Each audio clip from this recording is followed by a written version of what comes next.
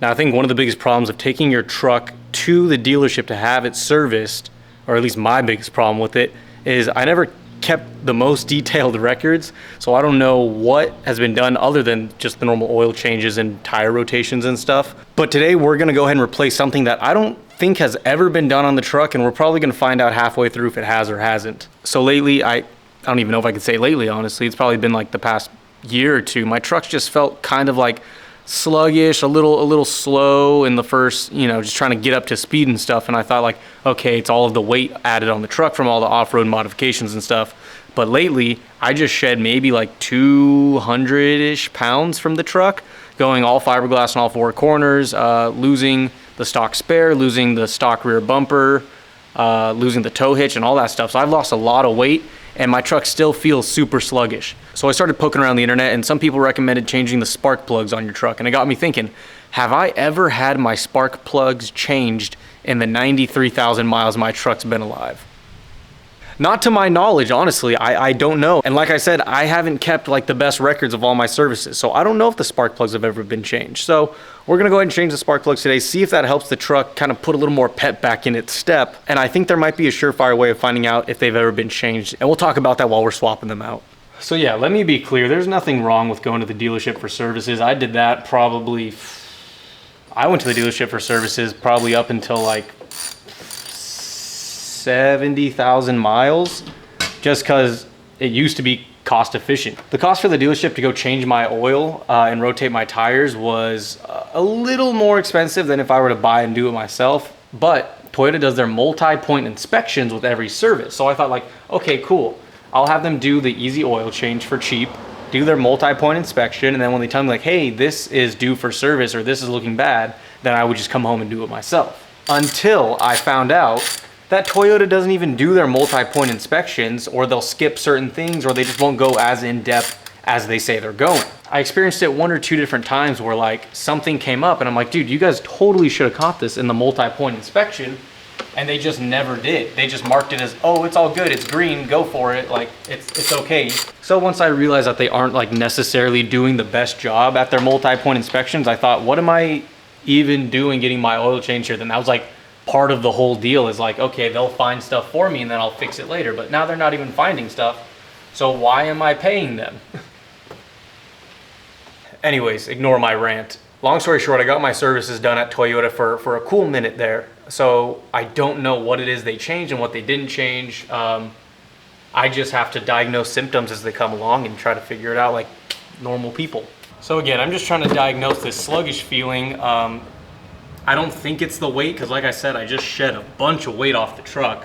I mean, there are definitely a number of things it could be. It's such a vague like symptom going on right now, but like I said, I thought back like, dude, have I ever had my spark plugs changed? And they're saying like, I forget what, like every 30,000 miles they say to change them. So I'm like, dude, if I'm on 90, these things are way past their prime. Even if they have been changed once in their life, chances are it's time for them to be changed again.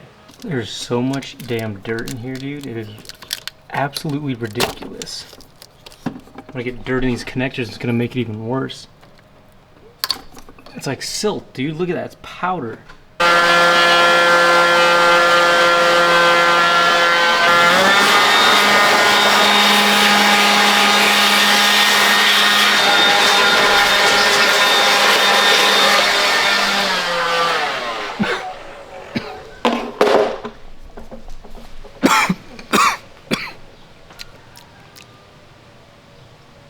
Nice. Other possible culprits that I read on forums and online and stuff, people were saying change out the belt and certain pulleys. I don't know, dude. Like I said, it's just they're like really vague symptoms, if they're even symptoms at that. Maybe it's just the truck being the truck, but I just think it'll be good for the truck no matter what, whether it fixes that sluggishness or not. Because like I said, it could either be 93,000 miles on the stock spark plugs, or it could be 60 or 30,000 miles. Either way, I'm at that point where they should be done again if they have or have not been done. What is flaking off, dude? There's some like black flakes coming off. I don't know what that is. That's strange. I don't know where that was even coming from, but it's like charcoal.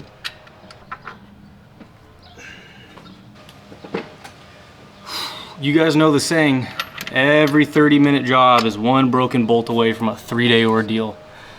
Fingers crossed.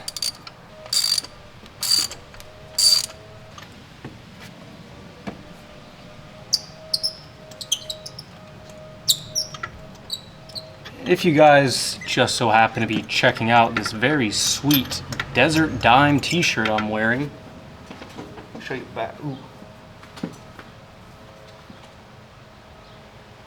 The website is now live, so go ahead and get yours. Ooh, there we go. I've only changed spark plugs one other time, and that was on a dirt bike. Shout out to those of you who've been around since the dirt bike days, but never on a truck. So I'm not like too well versed in reading spark plugs and like what certain like indicators on spark plugs mean for the vehicle's health. You know, like if it's like charred and soot on the end, it means like it's been around this long, or it was running like rich or lean or something like that, you know? I'm not super well versed in that, so I'm hoping right now when I pull these out, you guys who are well versed in it can help read these spark plugs and tell me what was going on. Once I get this last one out right now, I'll run inside, grab the new ones, so we can compare them side by side, but you can tell that these things are roached. Now, like I said in the beginning, there might be one surefire way of knowing if these are the original spark plugs from when the truck was built. And, ooh, dude, we are in there. And what I think that signifier is gonna be is when I was in the forums, some people were asking like, oh, what are the right spark plugs, or what are like the OEM spark plugs that Toyota uses? And people were finding two different brands in their engine. They were finding, I forget what I just pulled out, it's like Denso or something. And other people were saying, I found, is it NGK, that other spark plug brand? People were saying, oh, we're finding one or the other, and people were saying, oh, I'm finding both. Half the engine had Denso, and the other half the engine had NGK, like 3 and 3. And according to somebody in the forum, they said that there's no like real significant reason why. It more so just came down to a contract Toyota had with both manufacturers at the time. So to make good on their contract, they just put both brands in each engine. So if I pull out Denso on one side and NGK on the other side, then I think it's a clear indicator that these are the original spark plugs. Because if they went ahead and replaced them, I don't think that contract would be still valid till this day. Or even if it is, I don't think it would matter if they were replacing them. I think they would just have to come off the lot with those to make good on their contract. So that's what I'm gonna be looking for when I pull out the other side, to see if we can get like a clear answer. If we just pull out all Denso, then I don't know. Whew. Dude, this thing is this oil or rust?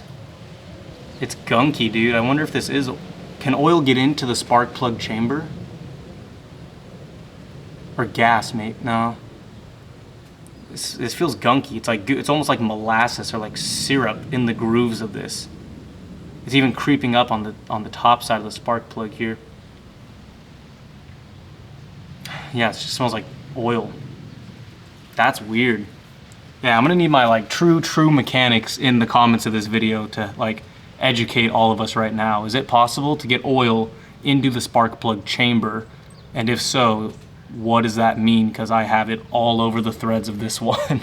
So what I got here are some Denso replacements. These are the K20 HR-U11s.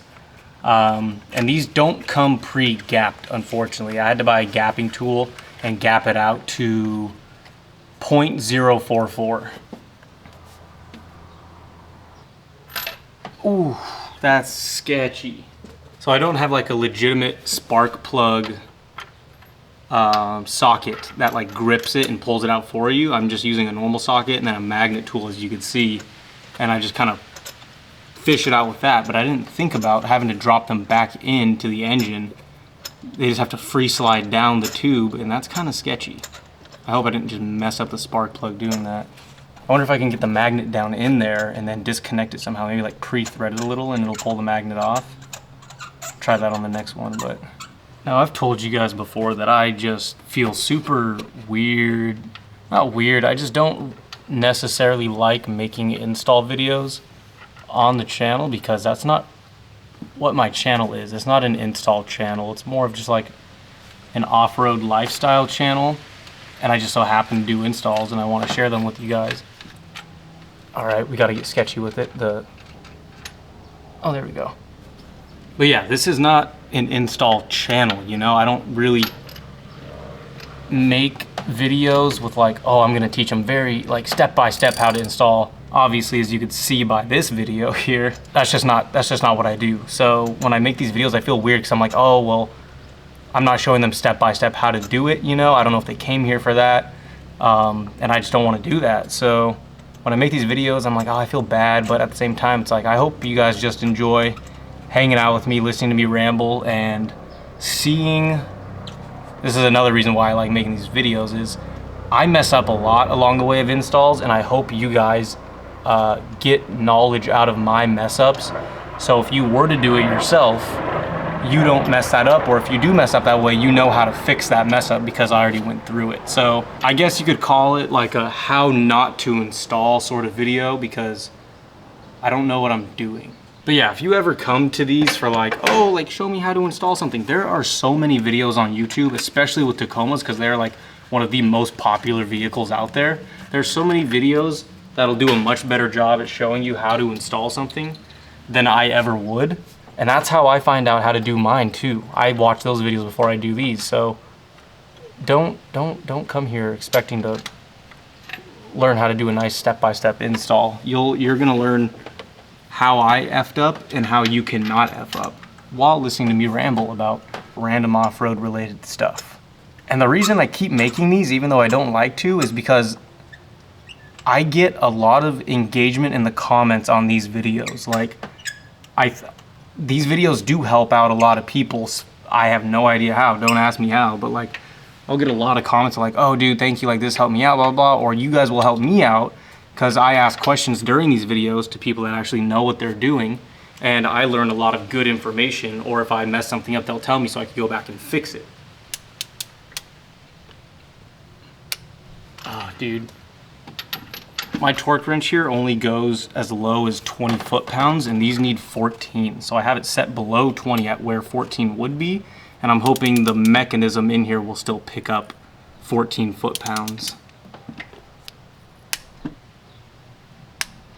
Now we get these coil packs back in. I think that's another thing that people were recommending too, is like you can replace the coil packs, but I was looking up and there's no like real set intervals to replace coil packs that I know of, unless I'm thinking of something else. But dude, more of this like soot shit is coming from somewhere. It's only on the second coil pack, none of the others. But yeah, there was like no set intervals. The internet was like, oh, they can last the lifetime of a vehicle, or they could go out in 3,000 miles. So I don't know. Oh, this isn't soot. This is the black like ribbed plastic piece that goes over the harnesses is just corroding right now. It's like so brittle and fragile that it's just tearing apart right in my hands. Like just rubbing against it is just shredding it. But anyways, yeah, if you came here to learn how to do this, you don't even need to, dude.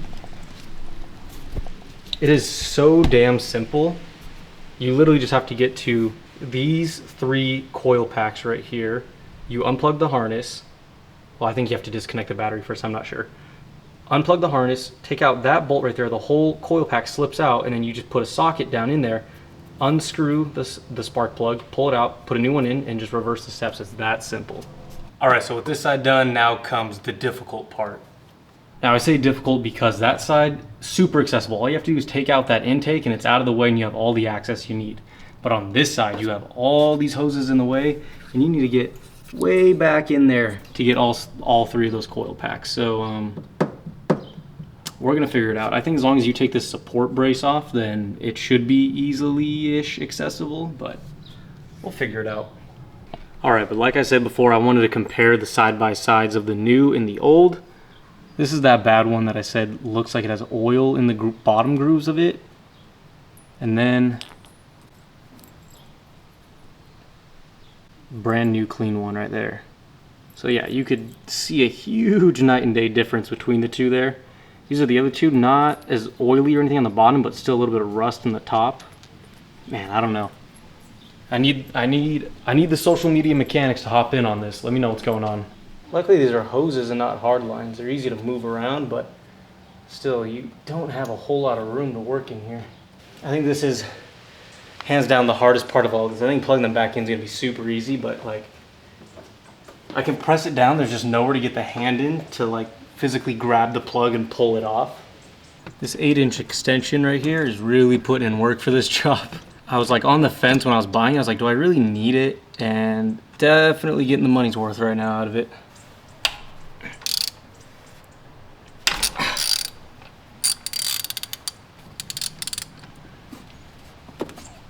Oh, dude, I better not strip the head of this. I'm gonna be so freaking pissed. It's like the downside of having 20 damn extensions to get to stuff is like, it's just not stable. Yeah, damn near close rounding this out, shit. We're going places, boys, we're going places. See, it's like I start to get frustrated, and then I realize like it's possible, because how else would they do this? So then I just have to calm myself down and like figure it out. Oh my God, okay. I'm just gonna catch up with you guys once we got these out, because this is gonna take forever. All right, so we got the last 3 out, and they kind of tell the same story as the other 3. This one right here on the left is the one that is closest to the cab, so furthest back on the engine block if you're looking from the front. And it too looks like it has some like grease or oil further down on the second half of the threads, where the other 2 are just sort of like corroded in the top half. This one's looking a little greasy, a little oily, so this middle one a little bit too, but I'm not sure what is going on in that engine. I'm gonna look it up once I'm done with this video, but I do want you guys to hop down in the comments and let me know. Should I be worried? And also, in terms of my theory, these are also Denzos, so either they did get replaced at some point in their life, or they just never had NGK put into them. Maybe that was like an earlier 2nd gen year kind of thing. Maybe my year just missed that completely. Maybe the contract was up by then. But yeah, all Denso all the way through, so that doesn't really answer any questions for us. Alrighty, I have the spark plugs back in now, torqued down. If I can offer one piece of advice from this, is when you're getting an extension to do this, get a minimum, or not a minimum, I'd say 13 inches is the size you need. 13 inches is perfect for the passenger side, because this is an 8-inch, but with the socket and like various extensions on it, it measures about 13. So if you get a 13 with the socket, you'll be golden. Like it pokes barely just outside of all the tubes and the hoses and stuff. So 13-inch extension will be perfect if you're doing this. Again, I made it work with an 8 and various extensions, but it's just not ideal. You know, it gets too flimsy and stuff. I mean, hey, maybe the flimsiness helped with the flexing in at different angles. Maybe all the different extensions would like poke out a different way to make it go in straight, but oh, here's the fun part of trying to get this back in. Oh, dude, it's just so frustrating because only one side is open for you to work a hand in. Final stretch, boys, final stretch. This coil pack is the most difficult to get out. Let's see how it is going in.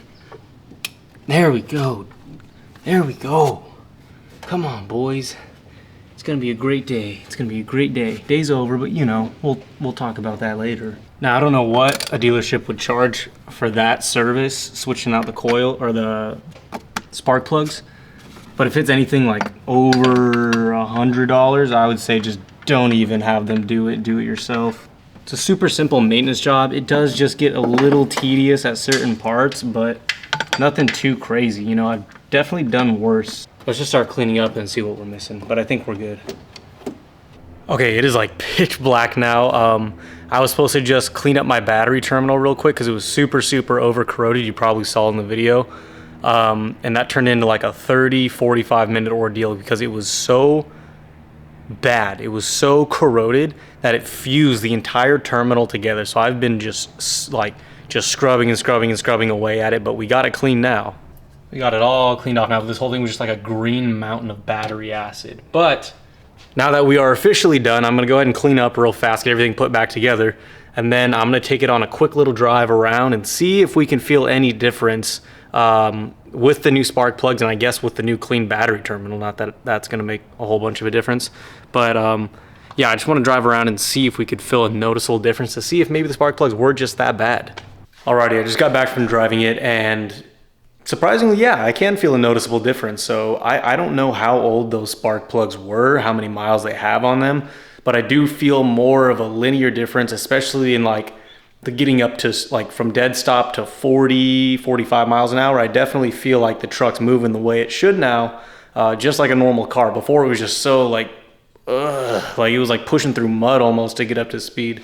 So with this changed out, I definitely feel like I picked up that low end power again. But as we saw, I am having an oil in the thread issue on some of the spark plugs. So now I have a whole new basket of things to sort of address. And that's engine stuff, which is a lot worse. So anyways, thank you so much for watching. So glad I got that done. Glad we can potentially address an issue before it becomes an issue. And this might set back some of the fun stuff that we wanted to buy, but as long as we keep the engine healthy, that's all good. Thank you guys so much for watching. I'll catch you in the next one. Welcome to my party, we're just getting started. A life is a dream or a nightmare scar.